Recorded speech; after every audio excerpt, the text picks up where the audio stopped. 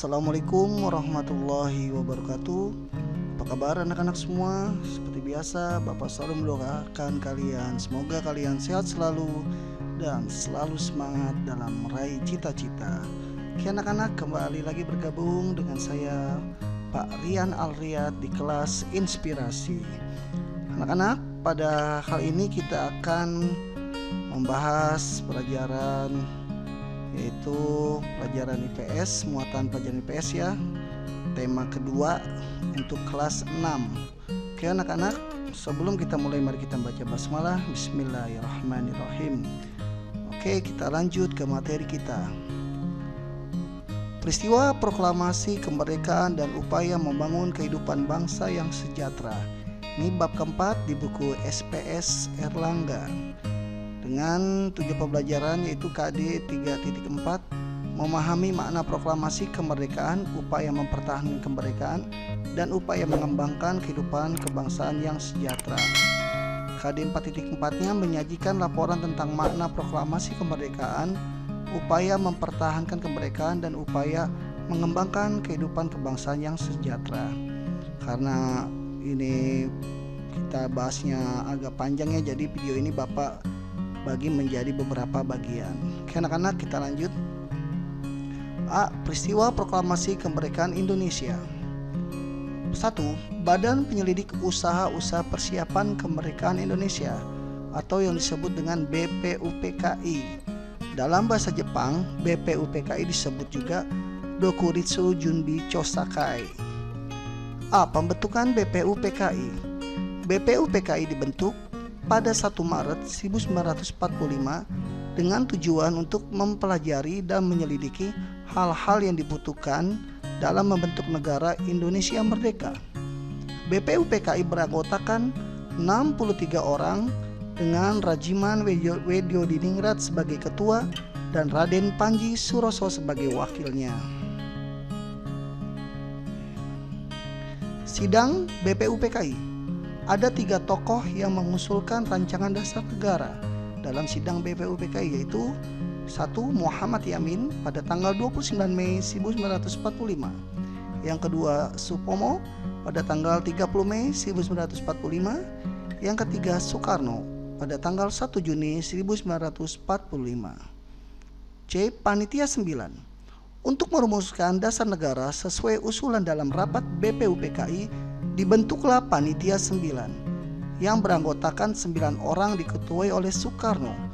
Pada 22 Juni 1945, Panitia 9 berhasil merumuskan dasar negara yang disebut sebagai Piagam Jakarta atau Jakarta Charter. D. Pembentukan Panitia Persiapan Kemerdekaan Indonesia atau PPKI. Dalam bahasa Jepang disebut juga Dokuritsu Junbi Inkai. Pada 7 Agustus 1945 dibentuklah PPKI yang diketuai oleh Soekarno dan wakilnya Muhammad Hatta. Anggota PPKI berjumlah 21 orang.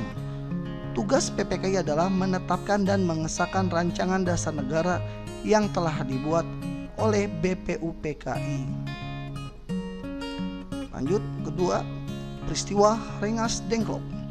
Pada 14 Agustus 1945, Sultan Syahrir dan golongan muda mendengar berita kekalahan Jepang terhadap sekutu. Setelah itu, mereka menjemput dan membawa Soekarno dan Muhammad Hatta ke Rengas Dengklok dengan tujuan untuk mengamankan keduanya dari pengaruh Jepang. 3. Yaitu penyusunan naskah proklamasi. Penyusun naskah proklamasi yaitu kalimat pertama oleh Ahmad Subardjo, kalimat kedua oleh Muhammad Hatta, penulis naskahnya Soekarno, dan naskah tersebut diketik oleh Sayuti Melik. 4. Detik-detik proklamasi kemerdekaan Indonesia. Awalnya proklamasi hendak dilakukan di lapangan Ikada, yaitu sekarang sebelah selatan Monas ya. Namun untuk menghindari bentrokan dengan tentara Jepang, tempat pembacaan proklamasi dipindahkan. Proklamasi kemerdekaan Indonesia dibacakan di Jalan Penggasan Timur nomor 56, Jakarta pada hari Jumat 17 Agustus 1945 pukul 10.30. Pembacaan teks proklamasi dilakukan oleh Soekarno, didampingi oleh Muhammad Hatta dan para tokoh nasional. Penyebarluasan berita proklamasi dilakukan melalui 1. Pamflet atau selebaran yang ditempelkan di tempat umum. 2. Siaran oleh kantor berita Domei milik Jepang. 3. Surat kabar cahaya dari Bandung dan Suara Asia dari Surabaya. Dan utusan ke berbagai daerah, yaitu Teku Muhammad Hasan ke Sumatera, Samratulangi ke Sulawesi, Ketut Puja ke Nusa Tenggara, dan A.A. Hamidan ke Kalimantan. Oke, demikian anak-anak, selesai sudah bagian pertama. Mohon maaf jika ada kekurangan. Semoga bermanfaat untuk kalian semua. Oke, itu saja anak-anak. Kita bertemu lagi nanti di materi selanjutnya. Sekian, wassalamualaikum warahmatullahi wabarakatuh.